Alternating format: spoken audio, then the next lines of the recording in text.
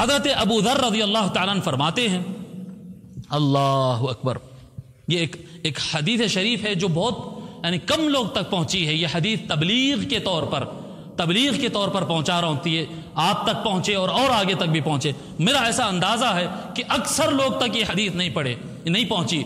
ये हदीस सहीह सनद है। इमाम हाकिम ने इसको सहीह कहा, इमाम ज़हबी ने इसको सहीह कहा। हज़रत अबू ज़र रज़ियल्लाहु ताला अन्हु फरमाते हैं कि रसूलुल्लाह सल्लल्लाहु अलैहि वसल्लम ने इरशाद फरमाया, आगे जो मकाम बताया जा रहा वो सिर्फ एक के लिए है और किसी के लिए नहीं है। फरमाते मन अताअनी फ़क़द अता अल्लाह, जो मेरी इताअत किया उसने अल्लाह की इताअत किया। ठीक है, जो रसूल की इताअत किया, आका सल्लल्लाहु अलैहि वसल्लम की इताअत किया, वो अल्लाह की इताअत किया। वमन आसानी फ़क़द असल्लाह, और जो मेरी नाफरमानी किया वो अल्लाह की नाफरमानी किया।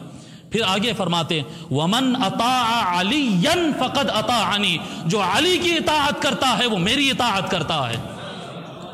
फिर फरमाते वमन आसा अलीयन फ़क़द आसानी, जो अली की बात नहीं सुनता है वो मेरी बात नहीं सुनता है।